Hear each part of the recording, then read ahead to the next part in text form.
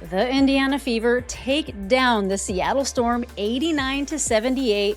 But listen, if that wouldn't have happened, and let's be real here, serious conversations would have need to have been had. But that is not the most exciting part about the game tonight, because if I'm being totally honest, exciting is not an adjective that I would put in with tonight's game. But Caitlin Clark is now leading the league in assists, and she is number 2 in points. The mainstream basketball media tried to sweep a monumentally historic feat under the rug, but the hard data exposed the truth. Caitlin Clark completely shattered WNBA records by becoming the absolute first player ever to hammer down multiple games with over 30 points and 10 assists. This historic dismantling of the Washington Mystics planted her firmly alone on the sport's absolute peak. Yet the league spent 48 hours actively burying the achievement. Welcome to WNBA Pro, where we are fully unmasking a calculated, financially disastrous narrative of how this league handles its premier drawing card. From manipulated analytics and high-stakes wagering implications to tone-deaf marketing and a massive fan backlash that left nearly 3,000 seats entirely vacant in Indianapolis, the institutional disrespect is undeniable. Let's look directly at the statistical erasure, because the exact blueprints of how they tried to rewrite history change everything. The Seattle Storm. This game, though, was not exactly a fun watch. It was messy, discombobulated, and for all this talk about defense for the Indiana Fever, it just looked bad. I will give them credit, though. When she throws the pass here, like the hand, actually no, sorry, Douglas, that hand does not hit the ball. You can see, look at the way the ball rotates. There is no tip on this pass. That is just a pass directly to Mo Billings. No assist. Caitlin Clark made history. The WNBA scorebook actively stripped 2 undeniable assists from Caitlin Clark's historic performance against the Mystics, and let's be perfectly clear. These weren't marginal, 50-50 judgment calls. These were pinpoint, textbook deliveries to wide-open teammates who caught and immediately drained the shot, starting the second quarter when Clark drove the lane, collapsed the entire defensive structure, and zipped a brilliant wraparound pass to Monique Billings in the corner. Even though a defender faintly tipped the ball en route, Billings caught in stride and immediately sunk the 3. Yet lead tracking used that minor deflection as a convenient shield to wipe the stack completely off the board. The second erasure struck in the fourth quarter when Clark delivered a flawless shovel pass to a stationary Kelsey Mitchell, who launched a triple with 0 hesitation, 0 extra dribbles, and 0 secondary moves. A pure catch-and-shoot bucket that the official scorer shockingly ignored.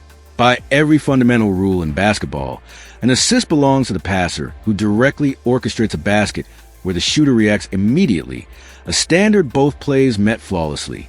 This isn't just an administrative blunder. It is a calculated erasure of on-court dominance that mainstream media refuses to touch, especially given the high-stakes sports wagering implications that turn the statistical discrepancy into a massive financial scandal. For 10. And of course, 100% at the free throw line. Now, Kelsey Mitchell was a different story. She was cold from the 3. However, she did go 8 for 18 total. She did pass the ball around a little bit. She ended up sealing 2 assists, but there were moments where I did see her pass the ball and her teammate just didn't make it in. KK was The massive surge in sports wagering on WNBA games since Caitlin Clark's arrival has transformed player proposition markets, like over 9.5 assists or double-double achieved, into high-stakes financial instruments where millions of dollars are risked based on the absolute trust that official stats are recorded accurately. When league tracking erroneously stops her at 8 assists instead of 10, real people lose massive amounts of money on wagers they legitimately won. Proving this administrative failure strikes directly at the financial pockets of the fans. While the WNBA eventually caved and restored the historic milestone 48 hours later, they completely ignored the betting fallout, leaving countless corrupted parlays in the dust without an ounce of accountability. Make no mistake, this correction only materialized because an absolute avalanche of fan outrage forced their hand. Viewers captured the footage, weaponized screenshots, and drove a viral clip from the Clark Report past 800,000 views to demand basic accuracy. The Indiana Fever finally announced the official adjustment to 32 points and 10 assists just before tip-off against the Seattle Storm. But the reality is damning. Without a relentless news cycle of negative coverage and a public uprising, this history would have remained permanently erased, exposing a calculated pattern that is impossible to dismiss as a simple mistake. the Seattle Storm. This game, though, was not exactly a fun watch. It was messy, discombobulated, and for all this talk about defense for the Indiana Fever, it just looked bad. I will give them credit, though. When she throws the pass here, like the hand, actually no, sorry, Douglas, that hand does not hit the ball. You can see, look at the way the ball rotates. There is no tip on this pass. That is just a pass directly to Mo Billings. No assist. Caitlin Clark made history. This recurring pattern of statistical manipulation isn't an isolated incident. Back in 2024, the WNBA released an official graphic celebrating Caitlin Clark breaking the single-season assist record, only to publish a number that was shockingly 16 assists short of her actual total. Every single time Clark achieves historic greatness, the official tracking suppresses her numbers, the fan base exposes a fraud, and the league is dragged kicking and screaming into issuing correction. If these massive accounting errors were truly random, we would see them distributed across every franchise, but the most viral statistical failures in league history exclusively target the same transcendent superstar. The ultimate institutional insult dropped while this assist controversy raged online, when the WNBA released a marquee promotional graphic for the highly anticipated Fever versus Storm matchup.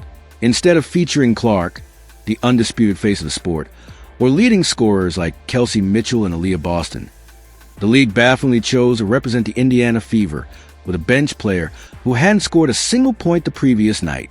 That tone-deaf image perfectly encapsulates the league's operational bias. But Clark took that blatant disrespect, weaponized a 48-hour delay, and unleashed absolute hell in the court against the Seattle Storm. For 10, and of course 100% at the free throw line. Now, Kelsey Mitchell was a different story. She was cold from the three. However, she did go 8 for 18 total. She did pass the ball around a little bit. She ended up sealing 2 assists, but there were moments where I did see her pass the ball and her teammate just didn't make it in.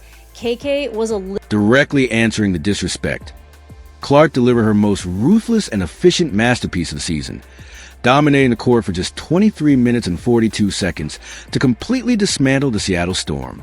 She weaponized her limited minutes to drop 21 points, dished out 10 precision assists, grabbed 7 rebounds, shot 50% from the field, and went a flawless 9 for 9 from a free throw line. She dictated the entire geometry of the game, orchestrating an 89-78 victory that snapped Indiana's home losing streak by feeding flawless passes to teammates like Sophie Cunningham and Maisha Hines-Allen. This was a masterclass that sat on the precipice of a historic triple-double, a milestone she easily would have demolished had head coach Stephanie White not pulled her from the floor early.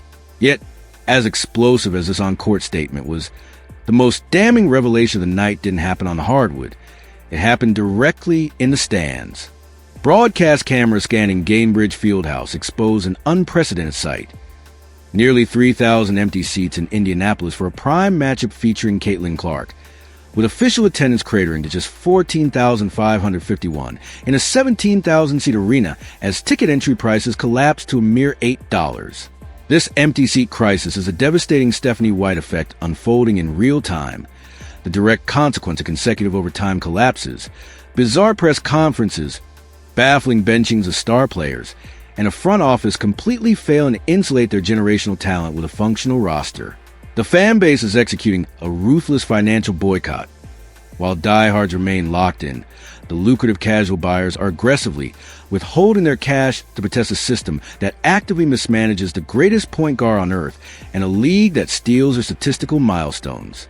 The irony is staggering because the winning blueprint was on full display when Clark rests properly, commands the offense on her own terms for 20